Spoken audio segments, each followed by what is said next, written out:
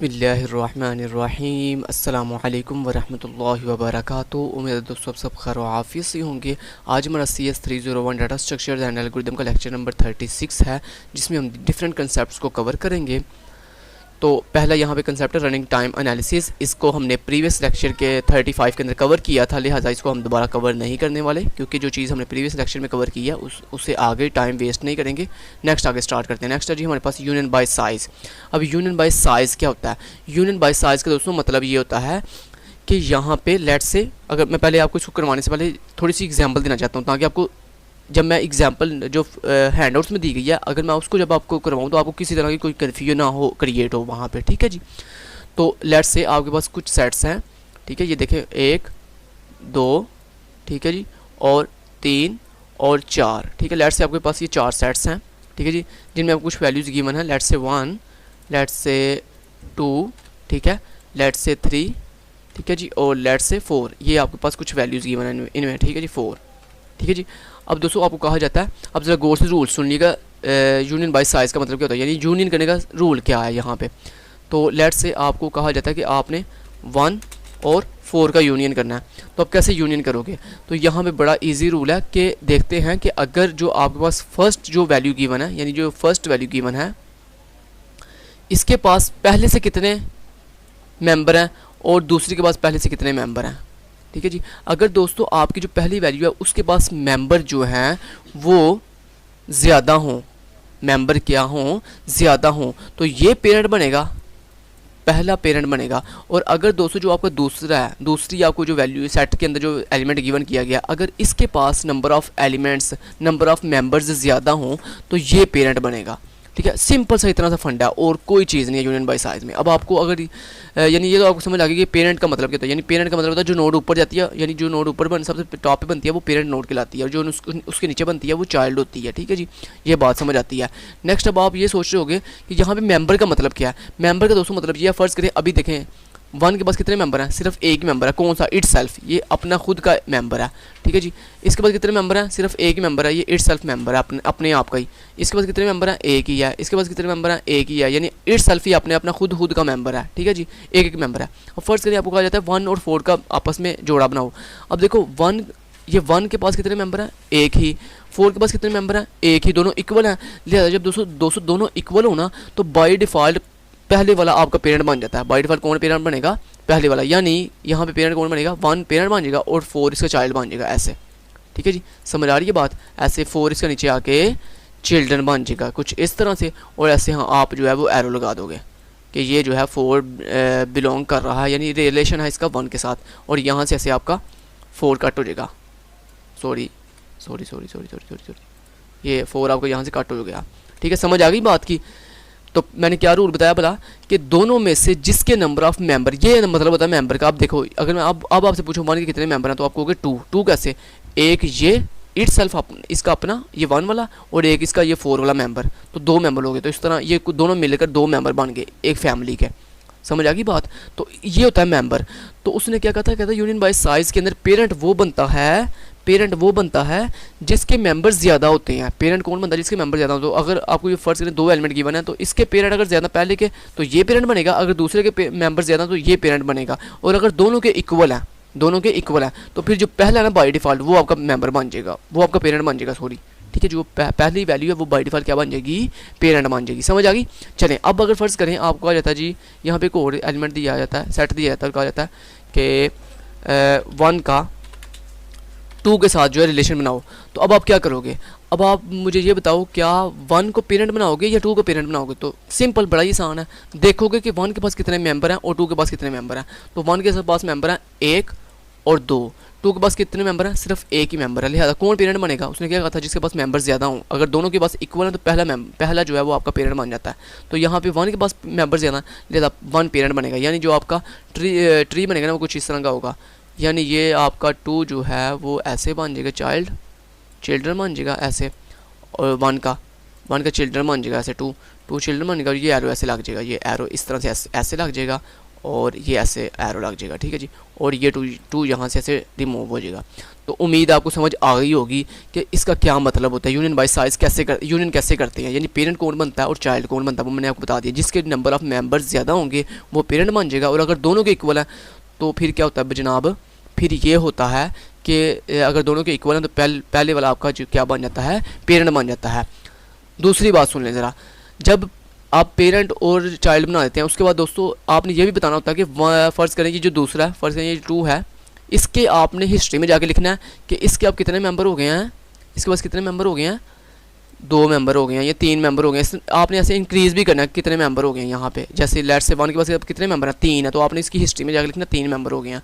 2 की हिस्ट्री में लिखना है कि इसके 1 मेंबर है या कुछ भी इस तरह से, ठीक है जी। चलें जी, अब आते हैं यूनियन बाय साइज़ पे। अब आपको सही समझ आएगी यहाँ पे एग्जांपल की। तो चलें ये यूनियन बाय साइज़ है। अब यहाँ पे आपको एमसीक्यूज़ में एक बहुत इंपॉर्टेंट क्वेश्चन है, वो आपको पूछ सकते हैं, बताओ यूनियन बाय साइज़ को दूसरा नाम क्या होता है। तो यूनियन बाय साइज़ को हम यूनियन बाय वेट भी कहते हैं। यहाँ आपको वो एमसीक्यूज़ में पूछ सकते हैं यूनियन बाय वेट को क्या कहते हैं, तो आपने कहना यूनियन बाय वेट को यूनियन बाय साइज़ भी कहते हैं। तो ये दोनों इसके नाम है, यूनियन बाय साइज़ को यूनियन बाय वेट भी कहते हैं। लिहाजा ये आपका 1 नंबर का एमसीक्यूज़ हो गया। चलें जी नेक्स्ट चलते हैं, और यहाँ पे देखें, अब यहाँ पे देखें इन्होंने कुछ एलिमेंट दिए हुए हैं, ये वही सीन जो मैंने अभी आपको करके दिखाया, ठीक है जी। और ये उन्होंने एक दिया हुआ है आपको सीन दिया हुआ है जिसमें 8 एलिमेंट्स हैं और एक अरे भी दी हुई है। यहाँ पे अरे में सारी वैल्यूज़ जो है वो -1 -1 -1 है। अब चले तो अरे के अंदर हम कैसे वैल्यू पुट करते हैं, जो हमारे पास पेरेंट बनता ना वो वैल्यू हम यानी जो हमारे पास चाइल्ड बनता ना उस पोजीशन पे जाके हम उस वैल्यू को पुट कर देते हैं। चलिए अभी आपको इसकी समझ अगर नहीं आई तो दोबारा नीचे जाके देखें ज़रा। अब देखिए उन्होंने मुझे कहा यूनियन करो 4 और 6 का। अब आपने क्या किया, सबसे पहले आपने देखा कि 4 कहाँ पे है जी। तो ऊपर वाली डायग्राम में देखें 4 और 6 के कितने मेंबर हैं, 4 का भी एक ही मेंबर है और 6 का भी एक ही मेंबर है। तो मैंने क्या कहा था अभी भी आपको कि अगर दोनों के मेंबर इक्वल हों तो कौन पेरेंट बनेगा, पहले वाला, यानी 4 पेरेंट बन जाएगा, 6 चाइल्ड बन जाएगा, यानी 6 इस तरह 4 के नीचे आ जाएगा। एक चीज़, दूसरी चीज़ ये अरे में आप कैसे इसको रिप्रेजेंट करेंगे, जो चाइल्ड बनता है ना, यानी जो दूसरा होता है, यानी 6 दूसरा ना, यहाँ पे जो दूसरा एलिमेंट है यानी जो चाइल्ड बनता है, यहाँ पे चाइल्ड कौन बनेगा, 6, 4 पेरेंट बनेगा, क्योंकि मैंने आपको बताया अगर दोनों के इक्वल हो तो 4 पेरेंट बन जाएगा। तो जब 4 पेरेंट बनेगा तो यहाँ पे क्या होता है, जो चाइल्ड बनता है ना उस पोजीशन पे जाके आप इस -1 को रिमूव करके ये 4 लिख दोगे। 4 क्यों, क्योंकि मैंने आपको ऊपर अभी क्या बताया कि जो पेरेंट बनता है वो बेसिकली एज ए वैल्यू उस पोजीशन पे जाके पुट हो जाता है जो चाइल्ड बनता है। तो 6 चाइल्ड बना तो 6 वाली पोजीशन पे जाके आपने पेरेंट की ये जो पेरेंट बना 4 ये वाली वैल्यू पुट कर देनी है। तो यही इसने किया। नीचे आए ज़रा आपको दिखाता हूँ, ये देखें 4 पेरेंट बन गया, 6 चाइल्ड बन गया। उसके बाद आपने क्या किया, 6 वाली पोजीशन पे जाके 4 पुट कर दिया। ये देखें 6 वाली पोजीशन पे जाके 4 पुट कर दिया। जैसे ही आपने इतना किया और ये करने के बाद मैंने आपको अभी भी क्या बताया, फिर जनाब जो पेरेंट बनता ना उसकी पोजीशन पे जाके ये भी बताते हैं कि इसके पास कितने मेंबर हो गए हैं। तो यहाँ पे देखें -1 था आगे 4 के पास, तो 4 पे जाके आपने -2 क्यों लिखा है, -2 आपने इसलिए लिखा है। अब मैं आपको इसके बारे में बताता हूँ। -2 आपने इसलिए लिखा है जनाब क्योंकि देखें पहले से वहाँ पे क्या गिवन था, पहले से वहाँ पे गिवन था -1, ठीक है, -1 पहले से गिवन था। अब उसमें क्या हुआ है, अब उसमें एक नया 1 प्लस हुआ है, एक नया मेंबर ऐड हुआ है। तो यानी ये आप इस माइनस को छोड़ दो, अभी फ़र्ज़ करो ये माइनस छोड़ दो, आप ये जो पहले से माइनस लगा हुआ है इसको छोड़ दो। तो आप समझो एक मेंबर पहले से था, एक मेंबर पहले से था और एक मेंबर नया ऐड हुआ है, एक मेंबर नया ऐड हुआ। तो क्या जवाब आएगा, 1 + 1 क्या होगा 2। तो ये जो आपको माइनस पहले से गिवन किया हुआ था वो माइनस आपने वैसे ही साथ पुट कर दिया। तो दिस इज -2, ये रीज़न है -2 लगने की, ठीक है जी, कि 1 मेंबर पहले से था, उस एक मेंबर में एक मेंबर नया इजाफा हुआ, तो जो पेरेंट बनता ना उसके मेंबर में आपने यहाँ पे इजाफा कर देना। तो 4 पेरेंट बना है तो 4 वाली पोजीशन में जाके आपने लिख दिया कि 2 मीन कि इसके पास 4 के पास कितने मेंबर हो गए हैं, 2 मेंबर हो गए हैं। चलें जी बढ़िया हो गया। नेक्स्ट चलते हैं जी। नेक्स्ट अब उन्होंने कहा जी यूनियन करो 2 और 3 का। अब आपने देखना 2 के ऊपर 2 के कितने मेंबर हैं और 3 के कितने मेंबर हैं। तो यहाँ पे देखें ऊपर वाले डायग्राम में देखें 2 का भी एक ही मेंबर है, 3 का भी एक ही मेंबर है, लिहाजा कौन पेरेंट बनेगा, दोनों का इक्वल मेंबर है। लिहाजा मैंने आपको क्या बताया था, जो पहला होता है वो मेंबर बनता है।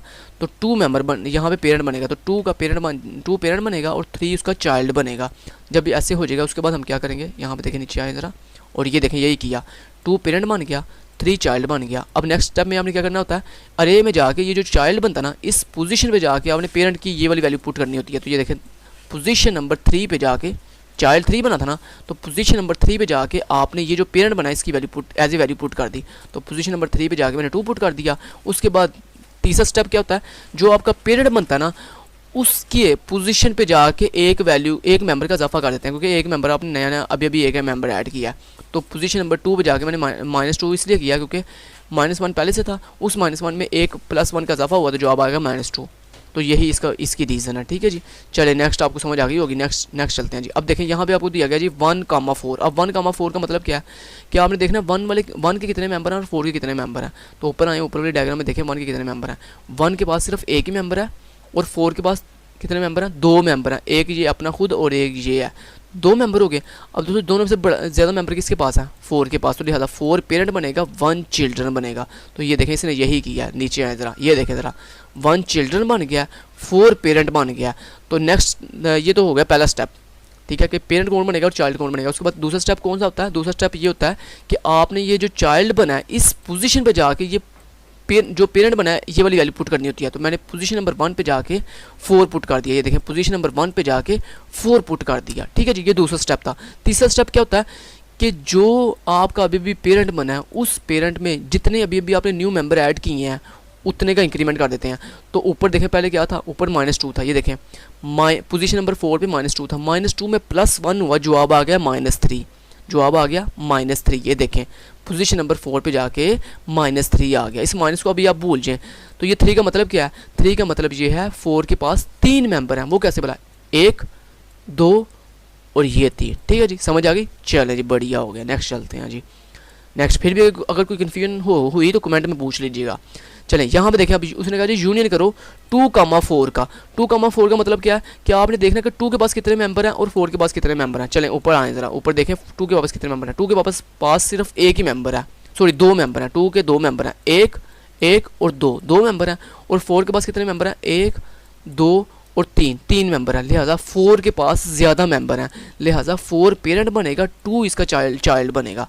तो ये देखें ज़रा, पहले स्टेप में आपने क्या किया, 4 को पेरेंट बना दिया, 2 को उसका चाइल्ड बना दिया, ये देखें उसको चाइल्ड बना दिया। ये पहला स्टेप होगा। दूसरा स्टेप क्या था, दूसरा स्टेप ये था कि जो चिल्ड्रन बनता है, यानी 2 चिल्ड्रन बना है, 4 पेरेंट बना है, तो 2 वाली पोजीशन पे जाके आपने 4 टाइप कर देना है। तो ये देखें 2 वाली पोजीशन पे जाके 4 टाइप कर दिया। ये दूसरा स्टेप होगा। तीसरा स्टेप उसने क्या कहा था कि जो पेरेंट बना है उसकी पोजीशन पे जाके उतने एलिमेंट मजीद ऐड कर दो जितने उसके पास अभी भी न्यू मेंबर अब बने हैं। तो अगर आपको इस चीज़ की समझ नहीं आती है कि कितने मेंबर नए ऐड हुए हैं, तो सिंपल आप टोटल मेंबर गिन लो और जो पेरेंट बना है उसको भी साथ इंक्लूड करना है। तो यहाँ पे देखें 4 मैंने देखना है कि 4 के कितने आप टोटल मेंबर हैं, ताकि मैं पोजीशन नंबर 4 पे जाके उतने डिजिट लगा सकूँ।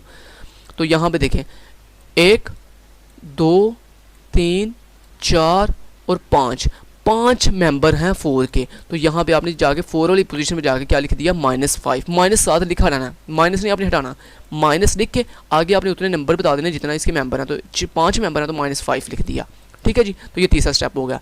चले जी, उम्मीद है आपको अच्छे से समझ आ गई होगी कि यूनियन बाय साइज का क्या मतलब है। चलिए अब नेक्स्ट देखें।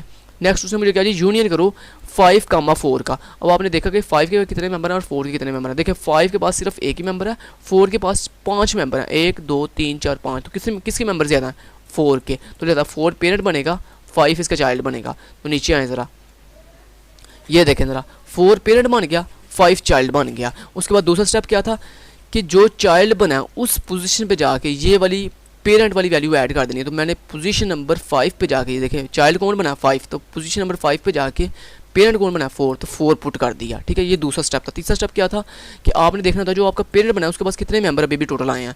तो 1 2 3 4 5 और 6 मेंबर हो गए। तो ये देखें पोजीशन पेरेंट की वैल्यू क्या है 4, तो 4 वाली पोजीशन में जाके आपने -6 लिख दिया, क्योंकि टोटल मेंबर 6 हैं। तो मैंने जो है -6 लिख दिया, ठीक है जी। इस -6 क्यों लिखा है, क्योंकि इसके पास कितने मेंबर हैं, 6 मेंबर हैं टोटल, 1 2 3 4 5 6। तो इस तरह मैंने लिख दिया। चलिए ये हो गया यूनियन बाय साइज। तो ये था दोस्तों यूनियन बाय साइज। उम्मीद है आपको समझ आ गई होगी। अब उसने बताया जी analysis of union by size. Union by size का मतलब दोस्तों ये होता है, कहता है इसके ऊपर मैक्सिमम जो है ना, मैक्सिमम साइज जो है वो आपका कितना लगेगा, कितना टाइम लगेगा, log 2n, कहता है इतना टाइम लगेगा। ये आपको MCQs में पूछा जा सकता है कि बताओ analysis of union by size कितना हो सकता है मैक्सिमम, तो आपने बताना है log 2n। और अगर वो आपको ये पूछता है कि बताओ analysis of union by size में बताओ कितना टाइम लगता है, तो आपने कहना है जितनी नंबर ऑफ नोड होती हैं उतना टाइम लगता है वर्स्ट केस के अंदर। किस केस के अंदर, वर्स्ट केस के अंदर। समझ आ गई।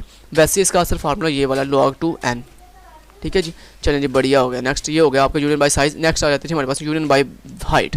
यूनियन बाय हाइट का मतलब क्या होता है?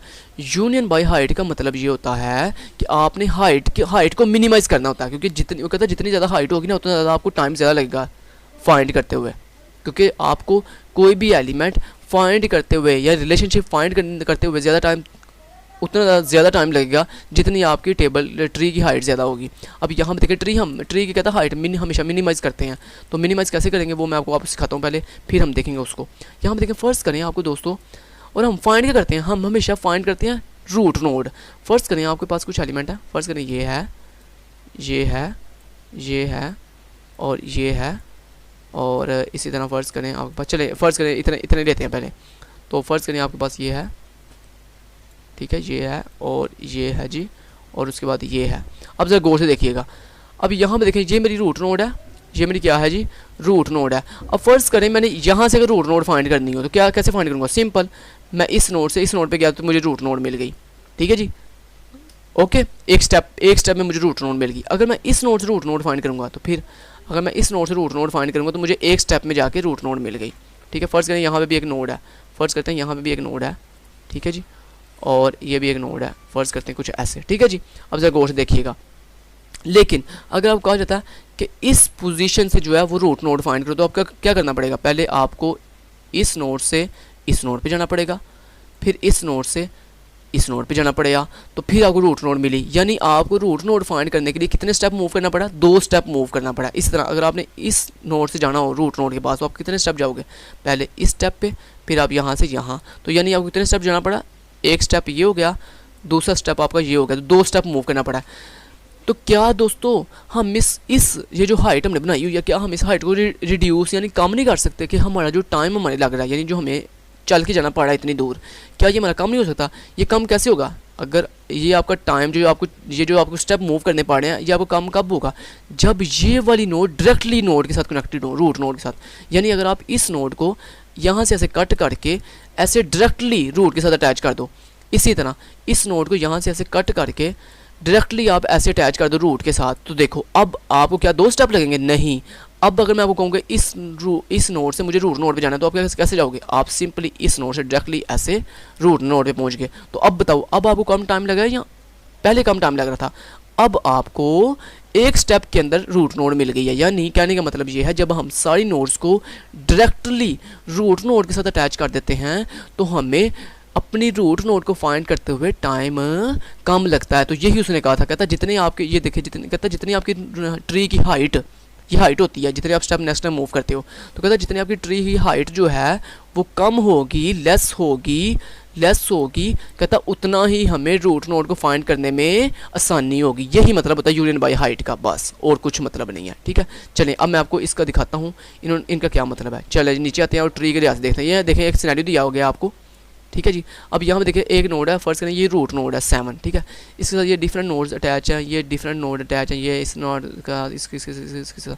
अब देखिए फर्स्ट करें मुझे अगर 13 से ये इस नोड से रूट नोड 7 पे जाना हो तो कैसे जाऊँगा? डायरेक्ट मैं 13 से 7 पे आया तो मुझे कितना स्टेप मूव करना पड़ा? सिर्फ एक ही स्टेप मूव करना पड़ा, ठीक है। लेकिन अगर मैं आपको कहूँ मुझे 4 से 7 पे जाना, तो आप क्या करोगे? आप 4 से पहले 13 पे जाओगे, फिर 13 से 7 पे जाओगे। तो इसका आसान तरीका क्या? मैंने सिंपली 4 का जो है वो 13 से ये कनेक्शन कट किया और 4 को डायरेक्टली कनेक्ट कर दिया 7 के साथ। तो अब देखें, अब अगर मैंने 4 से 7 पे जाना हो तो अब मैं डायरेक्टली देखें 7 पे जा सकता हूँ, मुझे 13 पे जाने की ज़रूरत नहीं है। इसी तरह अगर आपने 17 से 7 पे जाना हो तो आप क्या करोगे? आप 17 से पहले 1 पे जाओगे, फिर 1 से 2 पे जाओगे, 2 से 9 पे जाओगे, 9 से 4 पे जाओगे, 4 से 13 पे जाओगे, 13 से आप 7 पे जाओगे। तो ये बहुत लंबा प्रोसेस है। तो हमने क्या किया? हमने इन तमाम नोड्स को डायरेक्टली जो है वो रूट के साथ अटैच कर दिया। यही होता है ट्री की हाइट को मिनिमाइज़ करना। तो अगर दोस्तों मैं इस 17 को ऐसे डायरेक्टली इस तरह डायरेक्टली अटैच कर दूँ 7 के साथ, तो अब मुझे क्या ये सारा फासला तय करना पड़ेगा? नहीं, मैं डायरेक्टली चला जाऊँगा रूट नोड के पास। तो यही बेसिकली होता है root by union by height, कि आपने अपने तमाम चिल्ड्रन को अपने रूट के साथ डायरेक्टली कनेक्ट करना होता है ताकि आपकी हाइट जो है वो कम हो जाए। जब आपकी ट्री की हाइट कम होगी तो ऑटोमेटिक आपका टाइम जो है वो कम लगेगा। तो ये देखें, आपको नीचे वाले स्टेप में यही उसने किया, ये देखें। उसने पहले 4 को कट करके 4 को डायरेक्ट कनेक्ट किया 7 के साथ, फिर अब उसने 9 को भी कट करके डायरेक्ट कनेक्ट किया 7 के साथ, फिर अब नेक्स्ट स्टेप में वो 2 को भी डायरेक्ट कनेक्ट करेगा 7 के साथ, फिर 1 को भी डायरेक्ट कनेक्ट करेगा 7 के साथ। यानी वो अपनी हाइट जो है वो रिड्यूस कर रहा है। ये देखें ज़रा, अब उसने नेक्स्ट स्टेप में 2 को भी कट करके डायरेक्ट कनेक्ट कर दिया है 7 के साथ, ताकि हमारे टाइम जो है वो कम लगे। इसी तरह देखें नेक्स्ट उसने 1 को भी डायरेक्टली कनेक्ट, ये देख रहे हैं, ये अब उसने सारी नोड्स डायरेक्टली कनेक्ट कर दी हैं। ये देखें सारी नोड्स डायरेक्टली कनेक्ट कर दी हैं उसने, समझ रहे हैं बात। तो यही होता है हाइट को रिड्यूस करना। तो ये देखें अब उसने 1 को भी डायरेक्टली कनेक्ट कर दिया, ठीक है जी, समझ आ रही है बात की। तो ये देखें उसने डायरेक्टली कनेक्ट क्यों किया है, ताकि वो डायरेक्ट इस नोड से डायरेक्ट रूट नोड पे पहुंचे और ट्री की हाइट जो है वो मिनिमाइज हो जाए। समझ रहे हैं बात। अब देखें फ़र्ज़ करें एक और सिनेरियो उसने आपको दिया, कहता फ़र्ज़ करो ये है, अगर मैंने ए से एफ पे जाना हो तो मैं कैसे जाऊंगा, मैं ए से बी पे जाऊंगा, फिर बी से सी पे, फिर डी पे, फिर ई पे, फिर एफ पे। तो मुझे देखिए कितना स्टेप मूव करना पड़ रहा है, कितना फासला तय करना पड़ रहा है। अगर मैं ऐसे करूं कि ए को डायरेक्ट कनेक्ट कर दूं एफ से, बी को डायरेक्ट कनेक्ट कर दूं एफ से, सी को डायरेक्ट कनेक्ट कर दूं एफ से, डी को भी एफ से डायरेक्ट कनेक्ट कर दूं, ई को भी एफ से डायरेक्ट कनेक्ट कर दूं, तो क्या होगा भला, मेरे ट्री की हाइट जो है रिड्यूस हो जाएगी। तो ऑटोमेटिक मुझे कम फासला तय करना पड़ेगा। तो यही उसने बेसिकली आपको दिखाया। ये देखें ज़रा, अब उसने A B C D E को डायरेक्ट कनेक्ट कर दिया है एफ के साथ, यानी रूट नोड के साथ। लिहाजा हमें हर अब चाइल्ड नोड से रूट नोड पे जाते हुए सिर्फ एक ही स्टेप मूव करना पड़ेगा। तो यही होता है हाइट को रिड्यूस करना। तो जब आप किसी ट्री की हाइट को रिड्यूस करते हो तो क्या होता है, आपका एनालिसिस टाइम जो है, जो आपका टाइमिंग है, सर्चिंग टाइम है, वो कम हो जाता है, उसमें कमी वाक़या हो जाती है। तो जब कमी होगी तो ऑटोमेटिक आपका एल्गोरिदम बहुत एफिशिएंट वर्क करेगा। तो यही था दोस्तों यूनियन बाय साइज़ और यूनियन बाय हाइट। तो अगर आपको इन लेक्चर्स की समझ आई है, फिर मिलते हैं लेक्चर नंबर 37 के अंदर। Thank you so much, till then guys, take care, अल्लाह हाफिज़।